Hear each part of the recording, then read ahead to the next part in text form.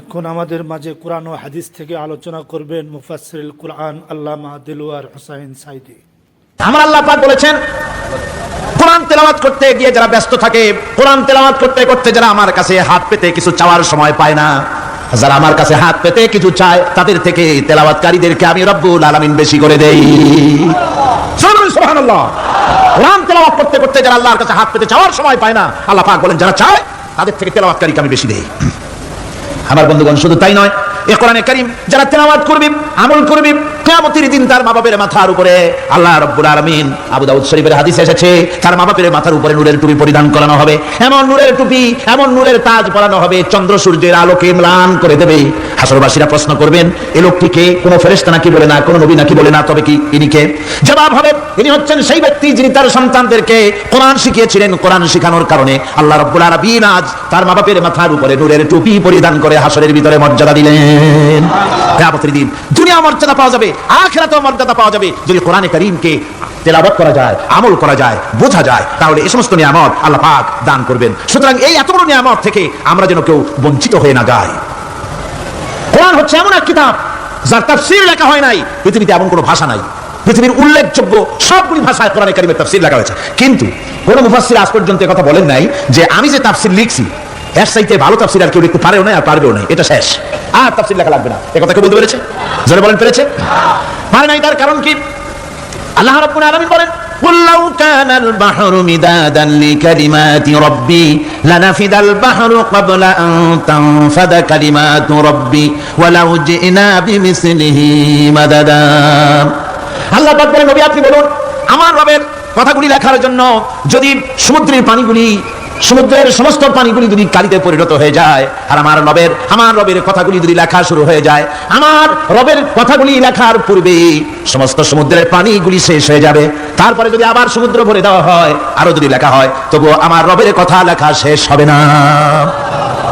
আল্লাহ রাব্বুল আলামিন বলেন, وَلَوْ أَنَّ مَا فِي الْأَرْضِ مِنْ شَجَرَةٍ أَقْلَامٌ وَالْبَحْرُ يَمُدُّهُ مِنْ بَعْدِهِ سَبْعَةُ أَبْحُرٍ مَا نَفِدَتْ كَلِمَةُ اللَّهِ। আল্লাহ রাব্বুল আলামিন বলেন, মা নাফিদাত কালিমাতুল্লাহ।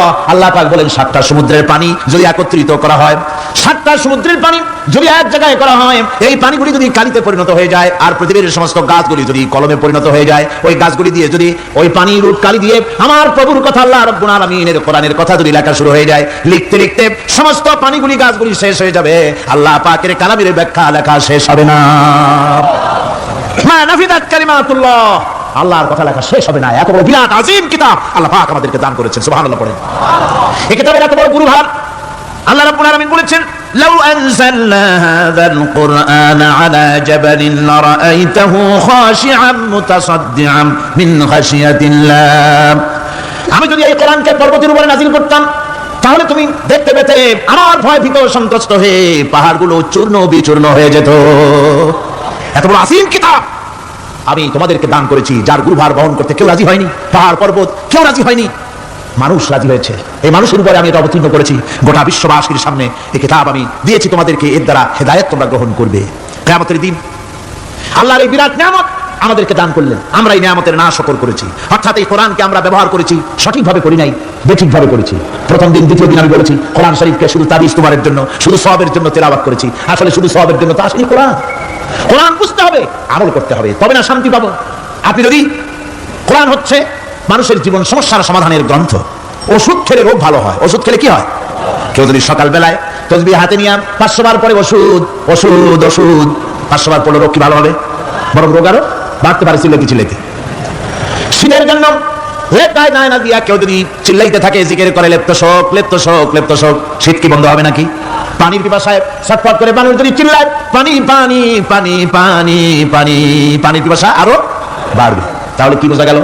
পিপাসা লাগলে পানি পান করতে হবে, শীত লাগলে কম্বলটা গায়ে দিতে হবে, রোগ হলে ওষুধটা খেতে হবে, তাহলে সব সমস্যার সমাধান হবে। অনুরূপভাবে আমরা শুধু কোরআনে কারীমকে তেলাওয়াত করি সওয়াবের নিয়তে, তার হুকুমগুলি জীবনের উপরে আমল করি না বলে আজকের জীবন আমাদের বিপর্যস্ত হয়েছে। ব্যক্তিতে, পরিবারে, রাষ্ট্রে শান্তি নাই, কোথাও শান্তি নাই এই কারণে। আর কিয়ামতের দিন রাসূল আসামি করবেন তাদেরকে যারা কোরআন অমান্য করেছে। রাসূল হবেন বাদী। বাদী হবেন কে? যারা বলেন কে বাদী হবেন? রাসূল। আসামি হবে কারা? যারা কোরআন ছেড়ে দিয়েছে। আল্লাহ রাব্বুল আলামিন বলেন, وقال الرسول يا رب إن قوم اتخذوا هذا القرآن مهجورا। কিয়ামতের দিন রাসূল আল্লাহর দরবারে ফরিয়াদ করবেন, আয় আমার রব, আয় আমার আল্লাহ তাআলা, এই সমস্ত লোকগুলি তোমার কালামকে, তোমার কোরআনকে অপ্রয়োজনীয় জিনিস বলে তারা পরিত্যাগ করেছিল। আমার বন্ধুগণ, কিয়ামতের দিন যখন এরা উপস্থিত হবে আল্লাহর দরবারে, আল্লাহ রাব্বুল আলামিন কোরআনের সাথে যারা ঠাট্টা করেছে, বিদ্রুপ করেছে, কোরআনের আইনকে নিয়ে যারা ঠাট্টা বিদ্রুপ মজাক উড়াইছে, কিয়ামতের দিন তাদেরকে বলা হবে ওয়াকিলাল ইয়াউমা নানসাকুম কামা নাসিতুম লিকা ইয়াউমিকুম হাদা। কিয়ামতের দিন আল্লাহ রাব্বুল আলামিন কোরআনের ঠাট্টাকারী, কোরআনের বিদ্রুপকারী, কোরআনের আইনের অমান্যকারীদেরকে বলবেন আমি আজকে তোমাদের ভুলে গেলাম, যেমন করে তোমরা এই দিনে আমার সঙ্গে সাক্ষাৎকারের কথা ভুলে গিয়েছিলে। তোমরা যেমন আমার আজকের এই কিয়ামতের দিনের কথা যা ভুলে গিয়েছিলে, আজকে আমিও তোমাদেরকে ভুলে গেলাম। এরপরে কি হবে? ওয়া মাওয়াকুমুন নার ওয়া মা লাকুম মিন নাসিরিন। আল্লাহ পাক বলেন এরপরে এদের জায়গা হবে জাহান্নাম, আর এদের সাহায্যকারীও কেউ থাকবে না, জাহান্নামে চিরকাল থাকতে হবে। এটা এই জন্য যে তারা আল্লাহর কোরআনের সঙ্গে ঠাট্টা করেছে, বিদ্রুপ করেছে, কোরআনের আইন মানে নাই, কোরআনের আইনকে অমান্য করে চলেছে। এই জন্য কিয়ামতের দিন আল্লাহ রাব্বুল আলামিন তাদেরকে শাস্তি প্রদান করবেন। কোরআন পৃথিবীর বুকে আল্লাহ নাজিল করেছেন, শুধু তেলাওয়াত করবেন ঝুলে ঝুলে, এই জন্য নয়। কি জন্য নাজিল হলো? এবার উদ্দেশ্য শুনুন। আল্লাহ পাক বলেন আর রহমান আল্লামাল কোরআন। আল্লাহ রাব্বুল আলামিন তিনি হলেন এমন দয়াবান, এমন রহমান, যিনি কোরআন শিখালেন। কি কারণে শিখালেন? কোরআন নাজিলের উদ্দেশ্য কি? আল্লাহ পাক বলেন ইন্না আনসালনা ইলাইকাল কিতাবা বিল হাক্কি লিতাহকুমা বাইনান নাসি বিমা আরাকাল্লাহ। আল্লাহ পাক বলেন এই কিতাব আমি আপনার প্রতি অবতীর্ণ করেছি এই জন্য যাতে করে আপনি আল্লাহর প্রদর্শিত এই বিধান অনুযায়ী মানুষের উপরে বিচার ফয়সালা করতে পারেন। মানুষের উপরে আইন চলবে আল্লাহ। কার আইন? জোরে বলেন কার আইন? আলা লাহুল খালক ওয়াল আমর। সৃষ্টিজাত আইন চলবে কার? আল্লাহ পাক বলেন এই জন্য নাজিল করলাম, কোরআন নাজিল করেছি যাতে করে কোরআনের আইন দিয়ে বিচার ফয়সালা করতে পারেন, সেই জন্যই কোরআন নাজিল করলাম। আসলে আল্লাহ নবীর এই পৃথিবীতে আগমনের উদ্দেশ্য ওটাই ছিল। হুয়াল্লাযী আরসালা রাসূলাহু বিল হুদা ওয়া দীনিল হক লিইয়ুযহিরাহু আলাদ দীনি কুল্লিহি ওয়া কাফা বিল্লাহি শাহীদা। আল্লাহ রাব্বুল আলামিন বলেন আমি আমার রাসূলকে দ্বীনে হক, সত্যের বিধান সহকারে দুনিয়ায় প্রেরণ করেছি। লিইয়ুযহিরাহু আলাদ দীনি কুল্লিহি আয় লিইয়ুগলিবাহু আলা সাইরিল আদিয়ান। সমস্ত আদিয়ানে বাতিলের উপরে আমার দ্বীনকে বিজয়ী করে দেওয়ার জন্য আমি রাসূলের কাছে কিতাব সহকারে তাকে অবতীর্ণ করেছি। এই দায়িত্ব শুধু মুহাম্মদ সাল্লাল্লাহু আলাইহি ওয়াসাল্লামের ছিল না, দুনিয়ার উপরে আল্লাহর দ্বীন কায়েম করা, আল্লাহর বিধান অনুযায়ী মানুষের বিচার ফয়সালার দায়িত্ব শুধু মুহাম্মদ সাল্লাল্লাহু আলাইহি ওয়াসাল্লামের ছিল না, সমস্ত নবীদের ছিল। কাদের ছিল? সব নবীদের ছিল। فبعث الله النبيين مبشرين منذرين وأنزل معهم الكتاب بالحق ليحكم بين الناس। আল্লাহ পাক বলেন সমস্ত নবীদের কাছে আমি কিতাব অবতীর্ণ করেছি এই জন্য যে তারা সহজ এবং সোজা পথে যারা চলতে চায় তাদেরকে তিনি সুসংবাদ দিবেন, আর বাঁকা পথে যারা চলবে তাদেরকে তিনি জাহান্নামের ভীতি প্রদর্শন করবেন। আর আমি তার উপরে যে কিতাব অবতীর্ণ করেছি এই কিতাব দিয়ে জনগণের উপরে বিচার ফয়সালা করবে, আইন চলবে আল্লাহর কিতাব দিয়ে। আইন চলবে কি দিয়ে? আল্লাহর কিতাব দিয়ে। আল্লাহর কিতাব অনুযায়ী জনগণকে পরিচালিত করবেন, এই জন্য আমি এই কোরআনকে নাজিল করেছি, অতীত ওই কিতাবগুলি নাজিল করেছি। কুল ইয়া আইয়ুহান নাসু ক্বাদ জাআকুমুল হাক্কু মির রাব্বিকুম। আল্লাহ পাক বলেন নবী আপনি বলে দেন, আপনি বলুন হে মানব সকল, আল্লাহর পক্ষ থেকে তোমাদের জন্য মহাসত্য এসেছে, এই মহাসত্য যদি অনুসরণ করো তোমাদের জন্য কল্যাণকর হবে। ওমান দাল্লা ফাইন্নামা ইয়াদুল্লু আলাইহা। আর যদি কোরআনকে অমান্য করো, আল্লাহর কিতাবকে অমান্য করো, তাহলে তোমাদের জন্য অকল্যাণ হবে। আজ আপনারা বলেন আল্লাহর কিতাবের আইন কি আমাদের দেশে চলে? কোরআনের আইন কি চলে? চলে না। কোরআনের আইন চলে না। আমরা কি খুব শান্তিতে আছি? খুব আরামে আছি? শ্রমিকরা তাদের শ্রমের মূল্য পায়, কৃষক তার উৎপাদিত পণ্যের সঠিক দাম পায়, নারী তার সতীত্বের মর্যাদা পায়। জনগণ কি আরামে ঘুমাতে পারে? না, জনগণ রীতিমতো দুবেলা পেট পুরে সমস্ত জনগণ খেতে পারে। এর একমাত্র কারণ হচ্ছে কোরআনের আইনকে অমান্য করা হয়েছে। ভালো করে কান পেতে শুনুন, আল্লাহ রাব্বুল আলামিন কোরআনে কারীমের মধ্যে পরিষ্কার করে বলেছেন ওয়ামান লাম ইয়াহকুম বিমা আনজালাল্লাহু ফাউলাইকা হুমুল কাফিরুন। যারা নাকি আমার দেওয়া বিধান অনুযায়ী, কোরআন অনুযায়ী যারা বিচার ফয়সালা করে না, ফাউলাইকা হুমুল কাফিরুন, ফাউলাইকা হুমুল যালিমুন, ফাউলাইকা হুমুল ফাসিকুন। যারা আমার দেওয়া বিধান অনুযায়ী বিচার ফয়সালা করে না তারা কাফির, তারা জালিম, তারা ফাসিক। সুতরাং এর ভিতরে এই জুলমের মধ্যে জালিমদের অন্তর্গত, ফাসিকদের অন্তর্গত হয়ে বাংলাদেশের বহু মুসলমান, পৃথিবীর বহু এলাকার মুসলমান এর মধ্যে লিপ্ত হয়ে আছে। কোরআনের আইন চালু না করলে পরে, কোরআনের আইন না মানলে পরে জালিম হতে হবে, কাফির হতে হবে, ফাসিক হতে হবে। অর্থাৎ যতখানি না মানবে ততখানি এই বিশেষণে বিভূষিত হতে হবে। এক শ্রেণীর লোক আছে যারা বলে বেড়ান ধর্ম আর রাজনীতি আলাদা। বলেন কিনা কর, জোরে বলেন, বলে কিনা? ধর্ম আর রাজনীতি আলাদা। তারা বলেন আমরা ধর্ম নিরপেক্ষ থাকতে চাই। তারা কি থাকতে চায়? ধর্ম নিরপেক্ষ থাকতে চায়। কোরআনে কারিমে এই ধর্ম নিরপেক্ষবাদীদের ব্যাপারে কোরআন কি বলছে শুনুন। আল্লাহ রাব্বুল আলামিন বলেন, আলাম তারা ইলাল্লাযীনা ইয়াজউমুনা আন্নাহুম আমানু বিমা উনজিলা ইলাইকা ওয়া মা উনজিলা মিন ক্বাবলিক। আল্লাহ পাক বলেন, হে নবী, তুমি কি সেই সব লোকদেরকে দেখেছো যারা দাবি তো করে যে আমরা আল্লাহর উপর ঈমান এনেছি আর এই কিতাবের উপর ঈমান এনেছি, এর পূর্বে যত কিতাব নাজিল হয়েছে সে সব কিতাবের উপরেও ঈমান এনেছি। ধর্ম নিরপেক্ষবাদীরা তারা তো বলে না যে আল্লাহ মানি না, কোরআন মানি না, এই কথা বলে না, ওটা বলে না। কি বলে? সেই বলা কথাটি আল্লাহ এখানে অনেক আগে বলে রেখেছেন। ওরা বলে যে আমরা অবশ্যই আল্লাহকে মানি, আল্লাহর কিতাব মানি, এর পূর্বে যত কিতাব নাজিল হয়েছে সেগুলোও মানি, তবে ইউরিদুনা আইয়াতাহাকামু ইলাত তাগুত, তারা চায় তাদের জীবনের সমস্ত সমস্যার জন্য তাগুতের কাছে যেতে চায়। তাগুতকে, আল্লাহকে বাদ দিয়ে তারা যেতে চায় কোথায়? তাগুতের কাছে। ধরে বলেন কিসের কাছে যেতে চায়? তাগুতের কাছে। তাগুত বলে কারে? তাগুত বলা হয় যে নিজে আল্লাহর আইন মানে না এবং অপরকেও আল্লাহর আইন অমান্য করতে বাধ্য করে, তাকে বলা হয় তাগুত। ওরা বলে ধর্ম আর রাজনীতি আলাদা। কোরআন মানি কিন্তু কোরআনের আইন মানি না। ওরা কোরআন মানে ঠিকই, বলে যে কোরআন মানি কিন্তু কোরআনের আইন মানে। তাহলে এই মানি বলার অর্থটা কি? এর মূল্যটা কোথায়? কোরআন যদি মানো তো কোরআন বলেছে সুদ খেও না, আমাদের দেশে সুদ চলছে না। কোরআন বলেছে বিবিকে পর্দায় রাখো, পর্দায় কি রাখা হচ্ছে? কোরআন বলেছে ওজনে কম দিও না, তাকে মানা হচ্ছে। কোরআন বলেছে আমার আইন দিয়ে দেশ শাসন করো, তাকে করা হচ্ছে। সুতরাং ধর্মনিরপেক্ষ মতবাদ যেটা, এই মতবাদটা কোরআনের দৃষ্টিতে কুফরি মতবাদ। ধর্মনিরপেক্ষ মতবাদ কি? জোরে বলেন, ধর্মনিরপেক্ষ মতবাদ কি? কোন মুসলমান, যে ব্যক্তি নিজেকে মুসলমান বলে দাবি করে, ধর্মনিরপেক্ষ মতবাদ সে বিশ্বাস করতে পারে না, জায়েজ নাই, হারাম। আফাতুমিনুনা বিবাদিল কিতাব ওয়া তাকফুরুনা বিবাদ, তোমরা কোরআনের কিছু অংশকে মেনে নিবে আর কিছু অংশকে করবে অস্বীকার। এটা যদি করো দুনিয়ার জীবনে পাবে, দুনিয়ার জীবনে জিল্লতি আসবে, লাঞ্ছনা আসবে, আর কিয়ামতে পাবে জাহান্নামের শাস্তি। সুতরাং ধর্মনিরপেক্ষ মতবাদের অর্থ, তারা বলে যে ধর্মহীনতা নয়, আসলে কিন্তু ধর্মনিরপেক্ষ মতবাদের অর্থই হলো ধর্মহীনতা। ঠিক কিনা কোন? যারা বলেন ঠিক কিনা? এই ধর্মনিরপেক্ষ মতবাদ আমাদের দেশের জন্ম হয় নাই, এর জন্ম হয়েছে ইউরোপ সভ্যতায়। প্রাচীন ইউরোপ সভ্যতায় এর জন্ম হয়েছিল, সেখান থেকে তার আন্ডা বাচ্চা ভারতে এসেছিল। ভারত থেকে এই আন্ডা বাচ্চার কিছু অংশ 1972 সালে তদানীন্তন সরকারের মাথার উপরে ভারত চাপিয়ে দিয়েছিল। সেই ধর্মনিরপেক্ষ মতবাদ 1972 সনের সংবিধানে লেখা হলো, কিন্তু 1982 সনে যখন সংবিধান আবার অ্যামেন্ডমেন্ট করা হলো, তখন ধর্মনিরপেক্ষতার কপালে ঝাঁটা মেরে বিদায় করা হয়েছে। বাংলাদেশে ধর্মনিরপেক্ষ মতবাদ চলতে পারে না।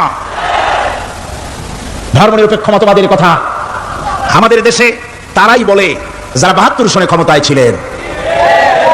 তারা ধর্মের সাথে কি ব্যবহার করেছেন আমরা ভুলে যাই নাই, আপনারা ভুলে গেছেন। 1972 সনে দেশের সমস্ত বিশ্ববিদ্যালয়ের মনোগ্রাম থেকে ইকরা বিসমি রাব্বিকাল্লাযী খালাক রাব্বি জিদনি ইলমা, কোরআনে কারীমের আয়াতকে বিদায় করে দেওয়া হয়েছিল। শাসনতন্ত্রের শিরোনামে বিসমিল্লাহকে গ্রহণ করা হয় নাই। শুধু তাই নয়, কোরআনে কারীম যেখানে তেলাওয়াত করা হয় তখনকার সময় রেডিওতে, টেলিভিশনে, ওই 72 থেকে 3 বছর, এবং এখনো সেই দলটি মিটিং করতে গিয়ে, কোনো জায়গায় কিছু করতে গিয়ে, আগে কোরআন শরীফ, তারপরে গীতা, তারপরে বাইবেল, এগুলি হচ্ছে মুনাফিকের লক্ষণ। কিসের লক্ষণ? সেখানে সেই টেবিলে, যেই মঞ্চে কোরআন তেলাওয়াত হয়, বাইবেল গীতা পড়া হারাম বলা হতে পারে না। কোরআনের চাইতে শ্রেষ্ঠ কিতাব আল্লাহর দুনিয়া আছে, সমস্ত কিতাবকে রাদ করেছে কোরআন। হযরত ওমর রাদিয়াল্লাহু তাআলা রাসূল করিম সাল্লাল্লাহু আলাইহি ওয়াসাল্লামের কাছে গিয়ে তাওরাতের একটা পাতা পড়তেছিলেন। হযরত আবু বকর রাদিয়াল্লাহু তাআলা সেখানে চলে এলেন, এসে দেখেন রাসূল করিম সাল্লাল্লাহু আলাইহি ওয়াসাল্লামের চেহারা মোবারক লাল হয়ে গিয়েছে গুসায়। হযরত আবু বকর বললেন, ওমর, তুই যদি এর থেকে মরে যেতিস, তুই যদি এর থেকে মরে যেতিস, তুই যদি এর থেকে মরে যেতি। 3 বার বললেন। হযরত ওমর শিউরে উঠলেন, হতচকিত হয়ে উঠলেন। আবু বকর আমাকে মরার কথা বলছেন কেন? তিনি তাকিয়ে দেখেন রাসূল করিম সাল্লাল্লাহু আলাইহি ওয়াসাল্লামের চেহারা মোবারক গুসায় লাল হয়ে গিয়েছে। হযরত ওমর বলছেন, ইয়া রাসূলুল্লাহ, আমার এবং আমার পিতামাতার জীবন আপনার কদম মোবারকে উৎসর্গ হয়ে যাক। আমি অপরাধ করেছি, কি অন্যায় করেছি হুজুর আমাকে বলুন। হুজুর বলছেন, ওমর, তুমি যে তাওরাতের পাতা আমার সামনে পড়তেছো, এই তাওরাত যার উপরে নাযিল হয়েছিল, সেই মুসা আলাইহিস সালাম যদি আজকে বেঁচে থাকতেন, তাহলে আমার উম্মতের ভিতরে শামিল হয়ে যাওয়া তার জন্য ফরজ হয়ে যেত। অতীতের সমস্ত কিতাবকে রদ করা হয়েছে, সমস্ত শরীয়তকে বন্ধ করা হয়েছে। সুতরাং কোন মুসলমানের প্ল্যাটফর্মে যেখানে কোরআন তেলাওয়াত হয়, বেদ, বাইবেল, কিতাব পড়া হারাম সেখানে। এই মুনাফিকরা তাও করে থাকে। আমার মুসলমান ভাইরা, নজরুল ইসলাম কলেজের ইসলাম শব্দ বাদ দিয়ে নজরুল কলেজ করা হয়েছিল। সলিমুল্লাহ মুসলিম হলের মুসলিম শব্দ বাদ দিয়ে শুধু সলিমুল্লাহ হল করা হয়েছিল। তার মানে ধর্ম এদের কলিজায় আগুন জ্বালিয়ে দেয়। ইসলামের নাম বরদাস্ত হয় না, কোরআনের নাম বরদাস্ত হয় না। আর বরদাস্ত হয়নি বলেই আল্লাহ পাক তার ইন্তেকাম নিয়েছেন। আমার বক্তব্য হচ্ছে, কোরআনে কারীম পৃথিবীতে এসেছে শাসন করতে দুনিয়াকে। তার মধ্যে রয়েছে রাজনীতি, অর্থনীতি, সব কিছু। এই বিচার ফয়সালা কোরআন থেকে যারা গ্রহণ করে না, রাসূলকে যারা বিচারক মানে না, তাদের সম্পর্কে আল্লাহ পাক কি বলছেন শুনুন। فلا وربك لا يؤمنون حتى يحكموك فيما شجر بينهم ثم لا يجدوا في أنفسهم حرجا مما قضيت ويسلموا تسليما। আল্লাহ রাব্বুল আলামিন বলেন, ফালা ওয়া রাব্বিক, কখনো নয় হে নবী, আপনার রবের কসম, কখনোই নয় ওরা মুমিন নয় যারা নাকি তাদের জীবনের সব কিছুর ব্যাপারে যতক্ষণ পর্যন্ত আপনাকে বিচারক না মানে, আপনার দেওয়া ফয়সালাকে গ্রহণ না করে, এবং আপনি বিচার করার পর ফয়সালা দেওয়ার পরে এটার উপরে দ্বিধাহীন চিত্তে মেনে যতক্ষণ না নিবে, ততক্ষণ পর্যন্ত তারা যত ঈমানের দাবি করুক তারা আসলে মুমিন না। এ ফতোয়া কার? এ ফতোয়া কার? আল্লাহ রাব্বুল আলামিনের ফতোয়া। কখনো মুমিন হতে পারবে না যারা রাসূলুল্লাহকে ফয়সালাকারী হিসেবে গ্রহণ না করবে, কোরআনকে সংবিধানের উৎস হিসেবে গ্রহণ না করবে। কোরআন এসেছে আইনের কিতাব হিসেবে পৃথিবীর মানুষকে পরিচালিত করার জন্য। আজ এই কোরআনের আইন যারা মানে সেখানে শান্তি পায়, কোরআন যেখানে মানে না সেখানে শান্তি হয় না। আল্লাহ পাক পরিষ্কার বলেছেন কোরআনের আইন মেনে চলো। আর যারা এই কোরআনকে অমান্য করবে তাদের শাস্তি কি হবে? আল্লাহ পাক বলেন, الذين كذبوا بالكتاب وبما أرسلنا به رسلنا فسوف يعملون। আল্লাহ পাক বলেন, আমি যে কিতাব নাজিল করেছি এই কিতাবকে যারা মিথ্যা মনে করে, কিতাবকে যারা অস্বীকার করে, কোরআনের আইন যারা মানে না, আমি যে রাসূলের উপরে যা নাজিল করেছি সেগুলির উপরে যারা ঈমান আনে না, এগুলিকে যারা মানে না, তাদের জন্য এর পরিণতি তারা খুব শীঘ্রই টের পাবে। খুব শীঘ্রই তাদেরকে পরিণতি দেওয়া হবে। কিয়ামতের দিন তাদেরকে আল্লাহ রাব্বুল আলামিন জাহান্নামে প্রবেশ করাবেন। কোরআনের অমান্যকারীদের জায়গা কোথায় হবে? কোথায় হবে তাদের জায়গা? জাহান্নামের ভিতরে হবে। সুতরাং আমরা কোথায় যেতে চাই? জাহান্নামে না জান্নাতে? বেহেশতে যদি যেতে চাই, দুনিয়ায় যদি শান্তি চাই এবং আখিরাতে যদি মুক্তি পেতে চাই, তাহলে আমাদেরকে কোরআনের আইনকে মানতে হবে। কিসের আইন মানা লাগবে? কোরআনের আইন মানতে হবে। কোরআনে কারীমের নাজিল হলো, আল্লাহ পাক যে কোরআন আমাদের শিখালেন, আর রহমান আল্লামাল কোরআন, যে কোরআন তিনি আমাদের শিখালেন। এই কোরআন নাজিলের পদ্ধতি ছিল মদিনা এবং মক্কা। রাসূলের মক্কি জিন্দেগিতে কিছু নাজিল হয়েছে, আর মদনী জিন্দেগিতে নাজিল হয়েছে কিছু। মক্কা শরীফে যেগুলি নাজিল হয়েছে সেই সূরাগুলো ছিল তাওহীদ, রিসালাত এবং আখিরাতের উপরে নির্ভর করে। আর মদনী সূরা যেগুলি ছিল সেগুলি ফৌজদারি দণ্ডবিধি, উত্তরাধিকারী আইন, তারপরে যাকাত, ওসর, যুদ্ধ, সন্ধি, বন্দী, এরপরে রয়েছে স্বরাষ্ট্রনীতি, পররাষ্ট্রনীতি, অর্থনীতি, জীবন পরিচালনার সমস্ত বিধি আর ব্যবস্থা মদনী জিন্দেগির সূরাগুলিতে, অবতীর্ণ সূরাগুলিতে আল্লাহ রাব্বুল আলামিন নাজিল করেছেন। কোরআন শরীফ মানুষের সকল সমস্যার সমাধান দিয়েছে। এখানে তা আমি এখন তার কিছু নমুনা পেশ করছি আপনাদের সামনে, আপনাদের বোঝার জন্য। যে কোরআন, অনেকে বলে যে কোরআনের তাফসীরের ভেতরে রাজনীতির আলোচনা হয়। রাজনীতি সেইটুকু করি যেটুকুন আল্লাহ কোরআনে করেছেন। যেরকম আলহামদুলিল্লাহ, এর থেকে বাড়াই কিছু বলি নাকি? না। কোরআন যেটুকুন করেছে, রাসূলুল্লাহ যেটুকুন করেছে, একজন মুসলমান হিসাবে তা করা আপনার আমার জন্য কি? সুন্নত, নফল। ওটা করা কি করে কর? এটা করা আমাদের জন্য ফরজ। সেই জন্য আমি কিছু নমুনা পেশ করছি আপনাদের সামনে, বুঝতে পারবেন যে কোরআন শুধু নামাজের কথা নিয়ে আসে নাই। কোরআনের মধ্যে আয়াত সংখ্যা কত? 6666। এটা ঠিক না, কিছু কম আছে। 6000 কয়েক শত, ভালো করে গুনে দেখা দরকার। তো এই যে আয়াত কারিমা যেগুলি রয়েছে, এর মধ্যে মাত্র 500 আয়াত হচ্ছে হুকমে শরঈ। ভালো করে শুনুন, 500 আয়াত আদেশ এবং নিষেধ জাতীয়। এটা করো, ওটা করো না, এটা হালাল, ওটা হারাম। এটা হলো 500। তো এই যদি 500 হয় তাহলে বাকি 6000 কি? বাকি 6000 ইতিহাস, দর্শন, বিজ্ঞান, রাজনীতি, অর্থনীতি, সমাজনীতি, উত্তরাধিকারী আইন, পররাষ্ট্রনীতি, স্বরাষ্ট্রনীতি, মানুষের জীবনে যা দরকার, ইহকাল, পরকাল, কবর, হাসর, মিজান, সিরাত, জান্নাত, জাহান্নাম, এই সব কিছু আল্লাহ পাক বাকি হাজার হাজার আয়াতের মধ্যে বলেছেন। তো 500 আয়াতের পরিচিতি আমাদের জানা আছে, নামাজ, রোজা, হজ, যাকাত, হালাল, বৈধ, অবৈধ ইত্যাদি সম্পর্কে। কিন্তু বাকি আয়াতগুলিতে আমাদের জীবন পরিচালনার ব্যাপারে আল্লাহ পাকের কথা শুনুন। কিভাবে এই কথাগুলি আল্লাহ পাক আমাদের বলছেন। বিচার পদ্ধতি সম্পর্কে শুনুন। কোরআন যে বিচার পদ্ধতি আমাদেরকে দিয়েছেন, নিরঙ্কুশ ন্যায় বিচারের কথা কোরআন বলেছে। কোরআন বলেছে বিচার হতে হবে কি ধরনের? ওয়াইদা হাকামতুম বাইনান নাসি আন তাহকুমু বিল আদল। কোরআন শরীফ বলেছে তোমরা যখন লোকদের মাঝে বিচার ফয়সালা করবে তখন অবশ্যই সুবিচার করবে, জাস্টিস, ন্যায় বিচার করবে। এই ন্যায় বিচার করতে গিয়ে তোমার সামনে যদি বিজাতীয় কোনো লোক আসামি হয়ে দাঁড়ায়, অমুসলিম, তখন বিচারটা কিভাবে করবে? কোরআনে কারীম বলছে, ওয়ালা ইয়াজরিমান্নাকুম শানাআনু কওমিন আলা আল্লা তা'দিলু। কোন বিশেষ শ্রেণীর বিচার কাজ করতে গিয়ে, কোন বিশেষ শ্রেণী বা জাতির বিচার কার্য পরিচালনা করতে গিয়ে তাদের প্রতি বিদ্বেষ যেন তাদেরকে, তুমি যেন জুলুম করে না বসো, তখন যেন তুমি ইনসাফ করতে পারো, তাদের উপরে জুলুম করবে না। সে যদি তোমার জাতের লোক না হয়, বিচার করতেছে, তুমি বিচারক হিসাবে সঠিক বিচার করবে, বিচারের মানদণ্ডকে কখনো খেলাধুলা করবে না, ভালো সুবিচার করবে। এটা হচ্ছে কোরআন কারীমের কথা। আর আত্মীয় স্বজনের বিচার সম্পর্কে বলা হচ্ছে যে তোমরা বিচার নিয়ে সুবিচার নিয়ে তোমরা দাঁড়াও, দণ্ডায়মান হও, সুবিচার নিয়ে মুসলমানেরা তোমরা যখন বিচার করবে তখন এই বিচার করতে গিয়ে ওয়ালাউ আলা আনফুসিকুম আবিল ওয়ালিদাইনি ওয়াল আকরাবিন, সে যদি তোমার নিজের বিরুদ্ধেও যায় বিচার, তা যদি তোমার সন্তান সন্ততি ভাই ব্রাদার মা বাপ ইত্যাদির বিরুদ্ধেও যদি চলে যায়, ইয়াকুন গানিয়ান আও ফাকিরান, যদি সে গরিব হয় যদি সে ধনীও হয়, বিচারের বেলায় কোনো রকম তারতম্য করবে না, আপন হোক পর হোক বিচার করতে হবে সঠিক। এটা কার কথা? আল্লাহর। জোরে বলেন কার কথা? পৃথিবীর কোন ধর্মগ্রন্থের কথা বলেছে? পৃথিবীর কোন জাতির কথা বলেছে? কোরআন বলেছে এই সুবিচারের কথা। সুবিচার করতে হবে, বিচারের বেলায় খবরদার আপন পর এবং কোন ধর্মের লোক এই চিন্তা করতে যেও না। কোরআনে কারীমের রয়েছে, কোরআনে কারীমের মধ্যে রয়েছে ফৌজদারি দণ্ডবিধি, জুডিশিয়াল ল, ফৌজদারি দণ্ডবিধি। এখানে একটা কথা বলে নিতে হয়, আল্লাহর আইন। মূল কথাটা কি? আল্লাহর আইন। আল্লাহর আইনের কথা শোনা মাত্রই এক শ্রেণীর লোকেরা মনে করে আল্লাহর আইন মানি হলো হাত কাটা, আল্লাহর আইনের অর্থই হলো গলা কাটা, আল্লাহর আইনের অর্থই হলো দৌড়া মারা। এটা একটা বাজে কথা।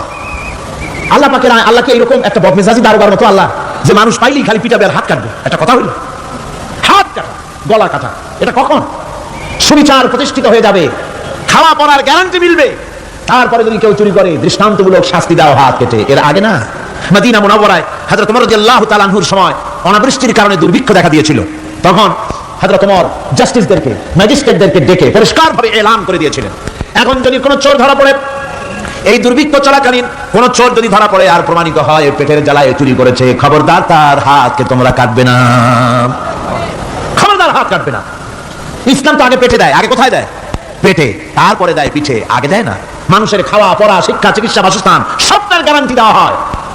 মদিনায় যখন এই গ্যারান্টি এসে গেল, চোরের হাত কাটা আইন মক্কায় নাজিল হয় নাই, নাজিল হয়েছে মদিনা মুনাওয়ারায় রাসূলের মদনী জিন্দেগিতে। কোন সময়? যখন রাসূলুল্লাহ প্রেসিডেন্ট। রাসূলুল্লাহ কি? যখন রাসূলুল্লাহ কি রাষ্ট্রপতি, সেই সময় মানুষ দরজা খুলে ঘুমাবার সুযোগ পেল, খাওয়া পড়া শিক্ষা চিকিৎসা বাসস্থানের গ্যারান্টি পেল। এই সময় আল্লাহ রাব্বুল আলামিন তিনি যখন দেখলেন ইসলামী সমাজ ব্যবস্থা কোরআনের আইনের মাধ্যমে মানুষ সব রকমের নিরাপত্তা লাভ করেছে, পেটের সমস্যার সমাধান হয়ে গেছে, তখন আল্লাহ আইন জারি করলেন, আস-সারিকু ওয়াস-সারিকাতু ফাকতাউ আইদিয়াহুমা, চোর পুরুষ হোক আর নারী হোক উভয়ের হাত কেটে দাও। পুরুষ হোক আর নারী হোক এখন উভয়ের হাত কেটে দাও। দৃষ্টান্তমূলক শাস্তি হোক, যাতে করে এই চুরি আর না কেউ না করে। পেটে খাবার আছে, চাকরি আছে, ওষুধ আছে, শিক্ষা আছে, থাকার মতো জায়গা আছে, এখন চুরি করো কেন? তাহলে বোঝা যাবে এটা নেশায় পরিণত হয়েছে। কি হয়েছে?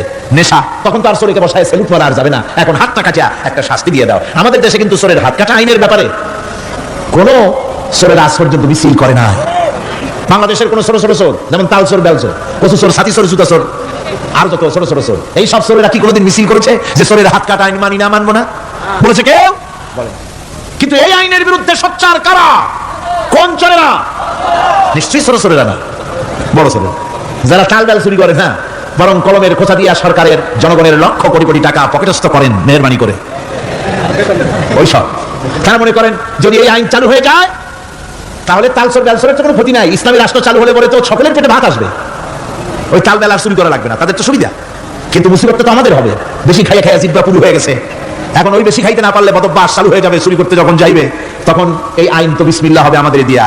এই জন্য ওনারাই বিরোধিতা করেন চরম ভাবে। আমার বন্ধুগণ, কোরআনের আইন বন্ধ করার ক্ষমতা কারো নাই, আইন চালু হলে পরেই শান্তি আসবে। ওরা বিরোধিতা করছে, ওরা বলছে চোরের হাত কাটা আইন এটা হচ্ছে একটা অমানবিক ব্যাপার। আইনটা কার? আল্লাহ। মানুষগুলি কার? তো তোমার তো দরদ কেন? মায়ের চাইতে মাসির দরদ বেশি, এটা কি খুব সুলক্ষণ? না, এটা দারুণ কুলক্ষণ। সুতরাং আল্লাহ রাব্বুল আলামিন তার আইন হচ্ছে শাশ্বত আইন। চোরের হাত কাটা আইন অর্থই নয় যে বাংলাদেশ ইসলামী দল যদি ক্ষমতায় আসে পাইকারি দরে চোরের হাত কাটা আরম্ভ করবে, না। ততক্ষণ পর্যন্ত আইন চালু হবে না যতক্ষণ পর্যন্ত সমস্ত মানুষ তাদের কর্মসংস্থান না হবে, খাবার না পাবে, চাকরি বাকরি না হবে, খেয়ে পরে খাওয়া পড়া শিক্ষা চিকিৎসা বাসস্থান সবটার গ্যারান্টি মিলবে, তারপরে আইন চালু হবে। লাগে না? আল্লাহ রাব্বুল আলামিন ফৌজদারি দণ্ডবিধি আওতার ভিতরে চোরের কি শাস্তি হবে তা বললেন। নরহত্যার শাস্তি কি হবে তাও আল্লাহ পাক এখানে বলছেন, ইয়া আইয়ুহাল্লাযীনা আমানু কুতিবা আলাইকুমুল কিসাসু ফিল কাতলা। আল্লাহ পাক বলেন তোমাদের প্রতি নরহত্যার শাস্তি স্বরূপ কিসাস নির্দিষ্ট করা হয়েছে, অর্থাৎ হত্যার বদলে হত্যা করা। একজন মানুষ আর একজন মানুষকে হত্যা করেছে, কোরআনের আইন হচ্ছে ওকেও হত্যা করো। কি সুন্দর আইন, সুবহানাল্লাহ পড়েন। তাহলে কি হবে?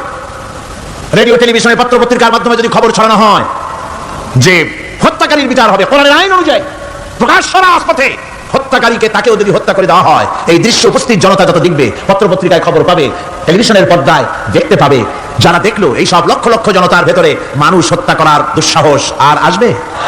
আল্লাহ পাক বলছেন এটা হচ্ছে মানুষের ইহসাস, এর মধ্যে রয়েছে মানুষের জীবন। এরপরে নরকতার শাস্তি আল্লাহ পাক এভাবে কোরআনে কারীমের মধ্যে বললেন। জিনার শাস্তি, الزانية والزاني فاجلدوا كل واحد منهما 100 جلدة। আল্লাহ রাব্বুল আলামিন বলেন জিনাকারিনী পুরুষ, জিনাকারিনী নারী আর জিনাকারা পুরুষ, তাদের শাস্তি হচ্ছে উভয়কে 100 করে দৌড়া মারা, প্রাণদণ্ড দিয়ে দেওয়া। এই শাস্তিগুলি হয় জিনা বন্ধ হয়ে যাবে, বিবাহ সহজ হবে। ইসলামী রাষ্ট্র হলে পরে জিনা করা কঠিন হবে, বিবাহ করা সহজ হয়ে যাবে। এটা হচ্ছে কোরআনের আইনের সুন্দর বিধান। জিনার শাস্তি, চোরের শাস্তি, নরহত্যার শাস্তি জুডিশিয়াল লয়ের আওতায়, ফৌজদারি দণ্ডবিধির আওতায় এগুলি পড়ে। এগুলি সব কোরআন শরীফে আছে না নাই? আছে কিনা? তাহলে কি করে আপনি বলবেন আপনি ধর্ম নিরপেক্ষ? আপনি শুধু ধর্ম আপনার ব্যক্তিগত ব্যাপার আর রাজনীতি একটা আলাদা ব্যাপার। এবার আল্লাহ রাব্বুল আলামিন মদ পান সম্পর্কে, যারা মদ পান করবে, জুয়া খেলবে যারা, তাদের সম্পর্কে, মদ্যপায়ীদের ব্যাপারে আল্লাহ পাক বলছেন ইন্নামাল খামরু ওয়াল মাইসিরু ওয়াল আনসাবু ওয়াল আজলামু রিজসুম মিন আমালিশ শাইতানি ফাজতানিবুহু। আল্লাহ পাক বলেন নিঃসন্দেহে মদ, জুয়া এবং পাশা, এই সমস্ত খেলাকে, এই সমস্ত জিনিসকে নাপাক ঘোষণা করা হয়েছে। এগুলি সব হতেছে শয়তান কর্তৃক উদ্ভাবিত নোংরা কাজ। এগুলি শয়তানের কাজ। মদ আর জুয়া কার কাজ? যারা বলেন কার কাজ? শয়তানের কাজ। সুতরাং ফাজতানিবুহু, এর থেকে তোমরা ফিরে থাকো। আল্লাহ বলছেন মদ এবং জুয়া মানুষকে আল্লাহর জিকির থেকে ফিরায় রাখে। ফাহাল আনতুম মুনতাহুন, এগুলি শোনার পরেও কি তোমরা এর থেকে ফিরে থাকবে না? এবার আল্লাহ রাব্বুল আলামিন ওজনে কম দেওয়া সম্পর্কে বলছেন, যারা ব্যবসায়ী, অনেক ব্যবসায়ী আছে, ব্যবসা করতে গিয়ে ধর্ম ব্যক্তিগত ব্যাপার, ব্যবসার মধ্যে ধর্ম নিতে চাই না। কয় যে ধর্ম দারুণ পবিত্র জিনিস, এত পবিত্র, শুধু মসজিদে থাকবে, শুধু মাদ্রাসায় থাকবে, আমার জীবনের বিস্তীর্ণ অঙ্গনে ধর্ম ঢুকতে পারবে না। তার মানে ভাবখানা এই, আল্লাহ এবং রাসূলকে বলে দেওয়া হচ্ছে, হে আল্লাহ, হে রাসূল, তোমাদের উপরে 144 জারি করে দিলাম, শুধু মসজিদে আর খানকায় থাকো, মাদ্রাসায় থাকো, আমাদের জীবনের বিস্তীর্ণ অঙ্গনে তোমাদের কোনো প্রবেশের অধিকার নাই। জোরে করেন নাউযুবিল্লাহ। আল্লাহ পাক মানুষের জীবনের সকল ক্ষেত্রে আইন চলবে আল্লাহ, ইনিল হুকমু ইল্লা লিল্লাহ, আইন চলবে কার? আল্লাহ রাব্বুল আলামিন বলেন ওজনে কম দিও না।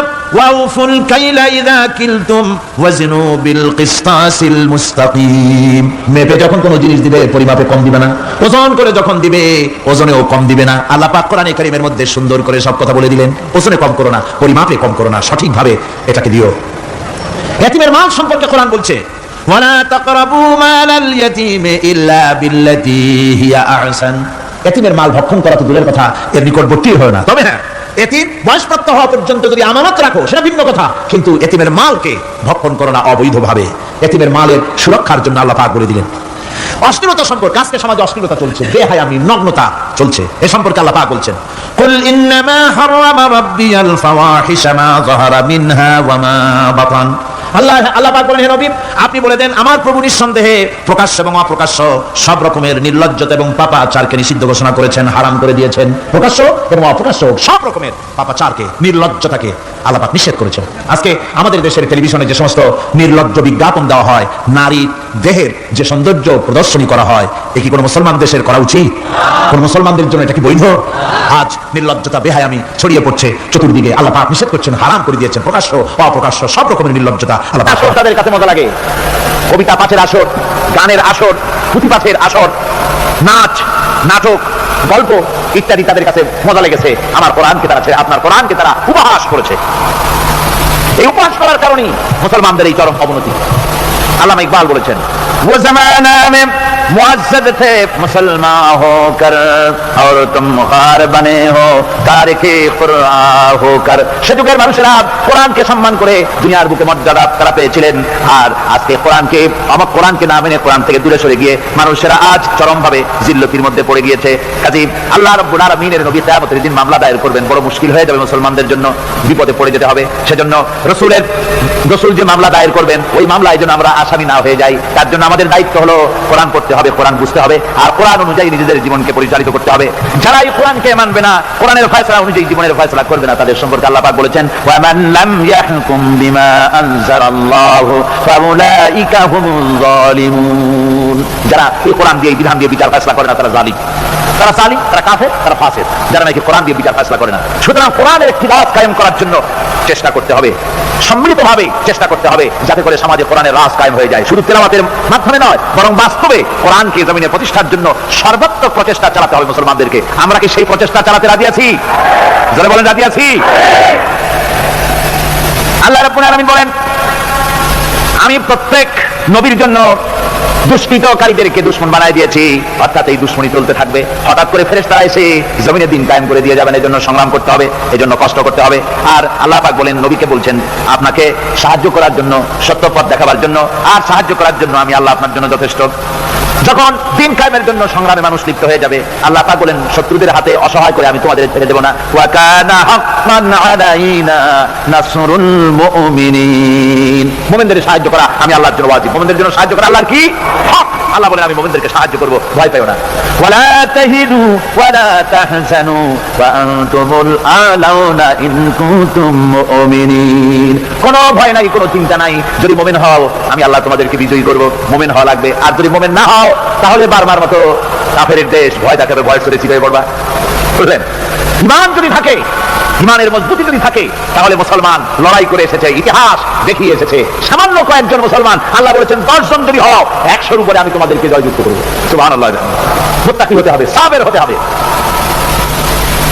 মুসলমান হলে আর তো ভয়ের কিছু নাই। সে লড়াই করে অস্ত্রের জোরে নয়, জনবলের সৈন্যদের শক্তির জোরে নয়, সে লড়াই করে আল্লাহ রহমতের উপরে ভরসা করে, ইমানের জোরে। কিসের জোরে? ইমানের জোরে। এই জন্য মুসলমানদের সাথে যারাই লড়াই করতে এসছে, মায়ের খাইয়া পোড়াইয়া কুল পায় নাই, মহাবীর দুর্বল সিংহের মতো পলাইছে। তাদের তার কারণ কি? ওদের চিন্তা হলো যদি মরি তো জাহান্নাম ছাড়া পথ নাই। আর মুসলমান সে মনে করছে যদি বাঁচি তো কাফি, আর যদি মরি শহীদ হয়ে যাবো, জান্নাতে চলে যাবো। কোথায় চলে যাবো? জান্নাতে চলে যাবো। আমার ভাইরা, এজন্য বিশ্বকবি কবি সম্রাট আল্লামা ইকবাল বলেছেন, বাতিল সে দবনে ওয়ালে আয়া আসমান হি হাম, বাতিল সে দবনে ওয়ালে আয়া আসমান হি হাম, সোবার কর চুকা হ্যায় তো ইমতিহান হামারা। বাতিলের সামনে মাথা নত করার জাত আমরা না। আকাশ সাক্ষী, জমিন সাক্ষী, এই পৃথিবী সাক্ষী।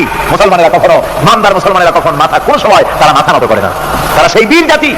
দস্ত দস্ত है दरिया भी न छोड़े हमने, दस्त दस्त है दरिया भी न छोड़े हमने, बहरे जुल्मत में दौड़ा दिए घोड़े हमने। আমরা সেই জাতি, প্রান্তর তো প্রান্তর। শ্রাবণের খরস্রোতা উত্তাল তরঙ্গমালা নদীর উপর থেকে ঘোড়া তাবড়িয়ে আমি নদীর অপর পারে ইসলামের পতাকা উড্ডীন করেছি, আমি সেই মুসলমান।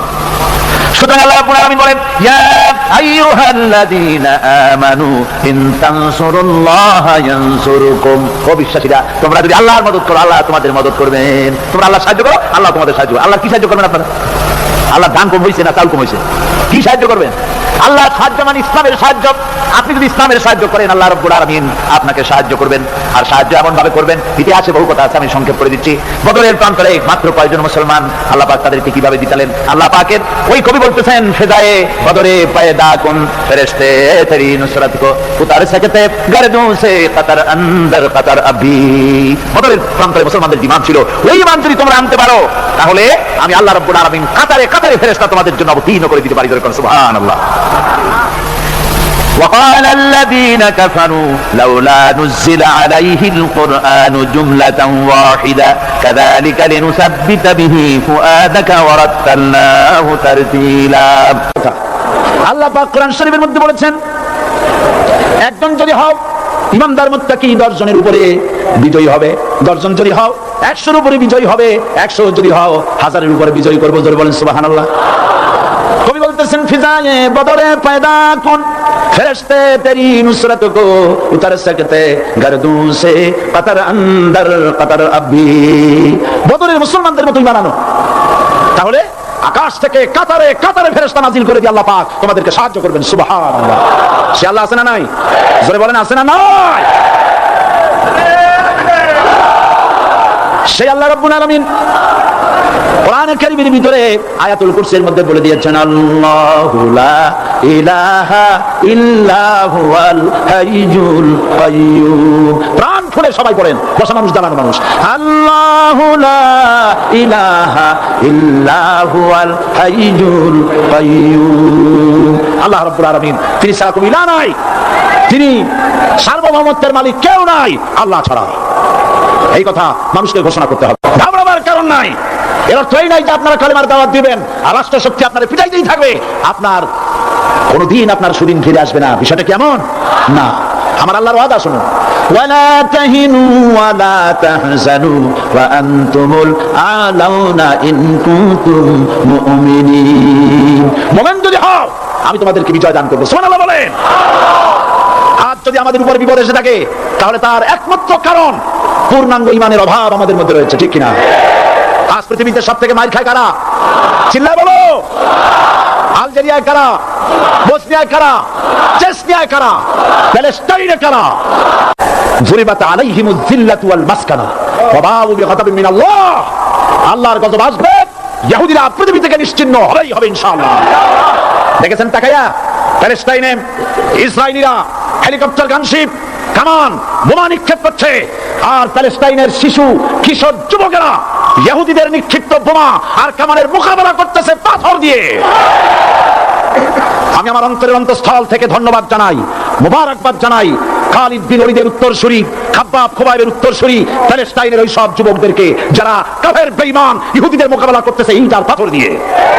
আর আমি আমার অন্তরের অন্তঃস্থলের সমস্ত ঘৃণা দিয়ে আমি ধিক্কার জানাই পৃথিবীর মুসলিম শাসকদেরকে যারা মুসলমানদের মার দেখে চুপ করে যারা বসে আছে।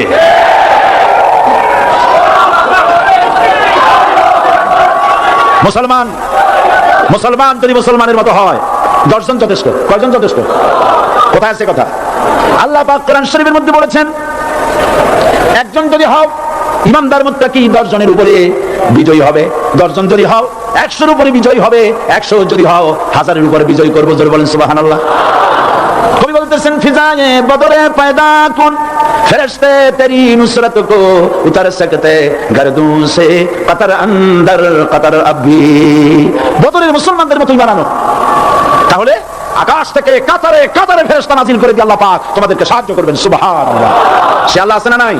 জোরে বলেন আছে না নাই? সেই আল্লাহ রাব্বুল আলামিন কোরআনে কারীমের ভিতরে আয়াতুল কুরসির মধ্যে বলে দিয়েছেন আল্লাহু লা ইলাহা ইল্লা হুয়াল হাইয়ুল কাইয়্যুম। প্রাণ খুলে সবাই পড়েন, বসা মানুষ দাঁড়ানো মানুষ। আল্লাহু লা ইলাহা ইল্লা হুয়াল হাইয়ুল কাইয়্যুম। আল্লাহ রাব্বুল আলামিন তিনি ছাড়া কোনো ইলাহ নাই, তিনি সার্বভৌমত্বের মালিক কেউ নাই আল্লাহ ছাড়া। এই কথা মানুষকে ঘোষণা করতে হবে। বাধা এই কথা বললেই বাধা দেবে কয় শ্রেণীর লোক? 3 শ্রেণী। প্রথম শ্রেণী হচ্ছে কে? রাষ্ট্রশক্তি। আজও তারা বাধা দিচ্ছে। আল্লাহর আইন দিয়ে দেশ চালাও, তারা তাদের মন মর্জি মোতাবেক আইন দিয়ে দেশ চালাবে। আল্লাহ পাক বলছেন আলা আলাহুল খালকু ওয়াল আমরু। সৃষ্টি যার, আইন চলবে তার। কারো বাবার আইন চলতে পারে না, নিজেদের তৈরি করা আইন চলবে না। ইনিল হুকমু ইল্লা লিল্লাহ।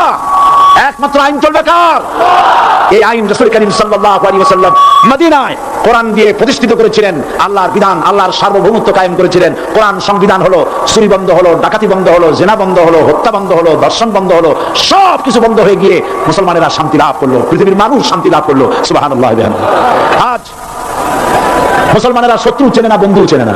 বন্ধুকে বানাইছে শত্রু, শত্রুকে বানাইছে বন্ধু। কে বন্ধু কে শত্রু চিনাই দিবেন কে? আল্লাহ। বলেন কে দিবেন? আল্লাহ রাব্বুল আলামিন কোরআনে কারীমের মধ্যে পরিষ্কার করে বলেছেন লাতাজিদান্না শাদ্দান নাসি আদাওয়াতান লিল্লাযিনা আমানুল ইয়াহুদা ওয়াল্লাযিনা আশরাকু। আল্লাহ পাক বলছেন হে রাসূল, মানুষের ভিতরে 2টা শ্রেণী মুমিনদের জন্য সবথেকে জঘন্য দুশমন। কয়টা শ্রেণী? 2টা। একটা হলো ইহুদ আর একটা হলো মুশরিক। একটা হলো ইহুদি আর একটা হলো মুশরিক। এটা হলো তোমাদের দুশমন।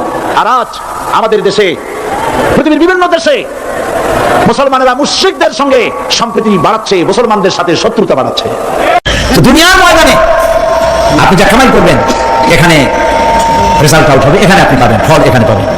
যা করবেন এখানে গাছ লাগাবেন, ফল লাগাবেন, এখানে পাবেন। আর আল্লাহর জন্য যেটা করবেন সেটার ফল, সেটার রেজাল্ট কিয়ামতে বাইর হবে। সুবহানাল্লাহ। এখানে পরীক্ষা দিয়ে যদি কেউ ফেল করে, ম্যাট্রিক পরীক্ষা দিয়ে ফেল করেছে, ফাজিল পরীক্ষা দিয়ে ফেল করেছে, আবার পরীক্ষা দিয়ে পাস করার সুযোগ আছে। আবারও ফেল করেছে, আবারও পরীক্ষা দিয়ে পাস করার সুযোগ আছে। 10 বার যদি ফেল করে আরো 10 বার পরীক্ষা দিয়ে পাস করার সুযোগ আছে।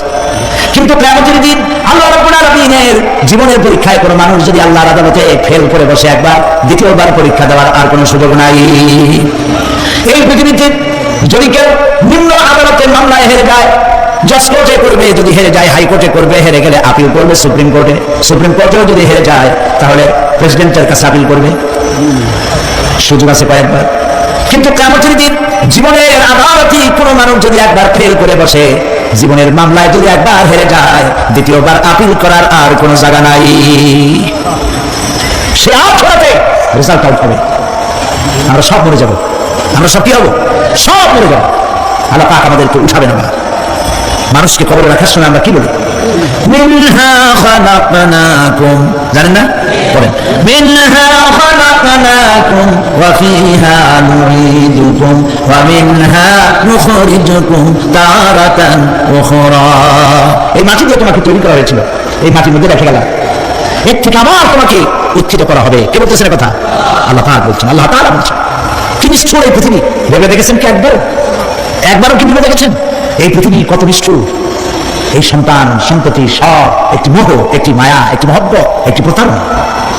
যে বইয়ের জন্য হারাম ইনকাম করেছেন, যে সন্তানদের জন্য হারাম ইনকাম করেছেন, জান দিলেন, রক্ত দিলেন, জীবন দিলেন, সারা রাত কষ্ট করেছেন, দৌড়দৌড়ি করেছেন, যখন মরে গেলেন যে বাচ্চাটা আপনি করে না নিলে কলিজা ঠান্ডা হয় না, সেই বাচ্চা বলবে, মাকে বলবে, মা বাপের লাশ যে রুমে আছে আমার সেখানে নিও না, আমার ভয় করে। ঠিক কিনা?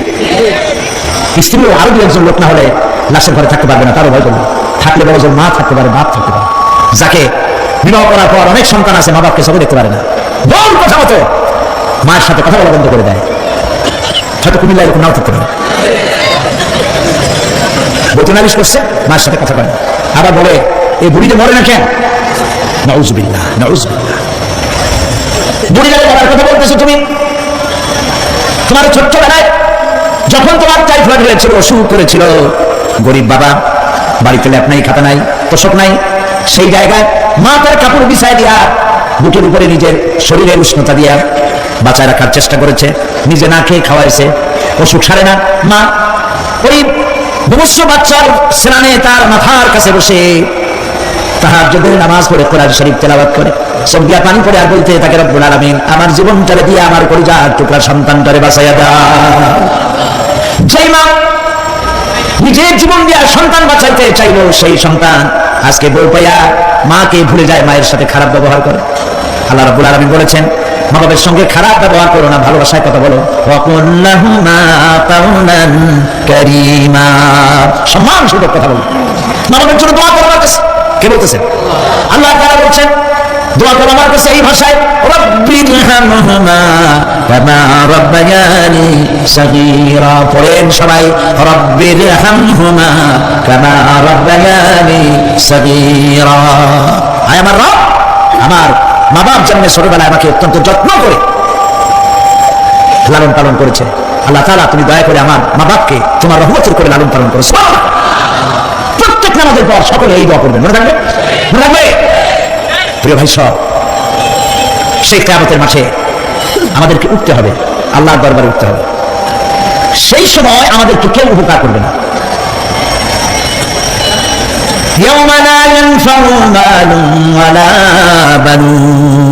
সম্পদ আর সন্তান সন্ততি কোনো কাজে লাগবে না। মা তার সন্তানকে চিনবে না, সন্তান তার মাকে চিনবে না, বাপ তার সন্তানকে চিনবে না, কেউ কাউকে পরিচয় দিবে না। কি মারাত্মক অবস্থা! মানুষ চরম অসহায় হয়ে যাবে। চতুর্দিকে ফেরেশতারা আনাগোনা, সূর্য মাত্র এক হাত উপরে, প্রচন্ড তাপ নিয়ে সূর্য অবস্থান নেবে, মাথার চান্দি ফেটে গিয়ে গুনাহগারের মাথার মগজ গলে গলে পড়তে থাকবে। পিপাসার যন্ত্রণা জিহ্বাটা ঝুলে কুকুরের মতো করে নামস্থল পর্যন্ত চলে পড়বে। কেউ উপকার করবে না, কেউ জিজ্ঞাসা করবে। অনেক লোক আছে পীরের কাছে মুরিদ হয় আর মনে করে পীর সাহেব তারে কিয়ামতে সুপারিশ করবে। অসম্ভব। আয়াতুল কুরসির মধ্যে আমরা পড়ি, মান যাল্লাযী ইয়াশফাউ ইনদাহু ইল্লা বিইজনিহি। কে আছে এমন? কার হিম্মত আছে আল্লাহ পাকের বিনা অনুমতিতে কথা বলে? সুবহানাল্লাহ। কোথার পীর, কোথার খাজা বাবা হারায় যাবে। ইব্রাহিম আলাইহিস সালামের মতো পয়গম্বর কি মনে করো? আল্লাহর খলিল ইব্রাহিম আলাইহিস সালাম আল্লাহর কি? আল্লাহর খলিল। আল্লাহর খলিল কিয়ামতের দিন বলবেন, আল্লাহ পাক, আয় আল্লাহ তাআলা, আমার বাপের কাছে একটা ওয়াদা ছিল, আমি সুপারিশ করবো তার জন্য, তুমি দয়া করে আমার বাপকে জাহান্নাম থেকে ক্ষমা করো, আমি তার জন্য সুপারিশ করতেছি। আল্লাহ তাআলা বলবেন, ইব্রাহিম তোমার সুপারিশ মঞ্জুর হলো না। কথা বুঝতেছেন না? বুঝতেছেন না? ইব্রাহিম আলাইহিস সালাম যদি বাপের জন্য সুপারিশ করতে না পারে, ইব্রাহিম আলাইহিস সালাম তিনি যদি তার বাপের জন্য সুপারিশ করে যদি ব্যর্থ হন, আপনার পিছনে কোন কামে লাগবে চিন্তা করেন। নবী করিম সাল্লাল্লাহু আলাইহি ওয়াসাল্লামকে প্রশ্ন করা হয়েছে, হে রাসূল আপনার আব্বা আম্মার অবস্থা কি হবে? কথাটা শোনেন নাকি? আপনার আব্বা আম্মার অবস্থা কি হবে? নবী করিম সাল্লাল্লাহু আলাইহি ওয়াসাল্লাম বলেছেন, আমি আমার আব্বা আম্মার কোনো দোকানে আসবো না। ইন্না লিল্লাহি ওয়া ইন্না ইলাইহি রাজিউন। তাহলে কোন সাহসে মনে করতেছেন কোন পীর কোন একটা বিদেশ থেকে দেশের থেকে একটা নাজিল হলো আর ওইটা পিছনে পিছনে দৌড়াবেন, সে আপনারা নাজাত দেবে, তার পায়ে চুমা খাবেন? এই পায়ে হাত দিয়ে কথা বুঝি করা বলতেন। টাকা ইনকাম করার জন্য মানুষকে ভুল পথে পরিচালিত করছে অনেক পীর আছে না? খালি মানুষের টাকা দেয়, জানা অনেক পথে খালি টাকা নেয়, সমান ঢুকে গেছে চতুর্দিক দিয়ে, বাইরে বোঝার উপায় নাই। কিন্তু অনেক পীর আছে এমন, ঢাকা শহরে বড় বড় মার্কেটের মালিক, আমি জানেন বড় বড় মার্কেটের মালিক, বিরাট ব্যবসায়ী, জামা পরিষ্কার করে না 2 মাসও, মানুষের দেখাবার জন্য গামছাটা নাকের কাজ করে ফট ফট করে আওয়াজ করে, মনে হয় যেন কাঁদতেছে। আজ বেশি আলতাসান্ন হাবিজে নিজেকে শিখায়, লাইলা কতক্ষণ, ইল্লাল্লাহ কতক্ষণ, আল্লাহ আল্লাহ কতক্ষণ, কোথায় গেছে? ইল্লাল্লাহ ইল্লাল্লাহ কিসের দিকে? ইল্লাল্লাহ মানে কি? আল্লাহ ছাড়া, আল্লাহ ছাড়া, আল্লাহ ছাড়া, আল্লাহ ছাড়া কি? কাজে রাসূলুল্লাহ যা করেন এগুলি বেদাত, এই সব পীরের পাশে যাবেন না, মনে থাকবে।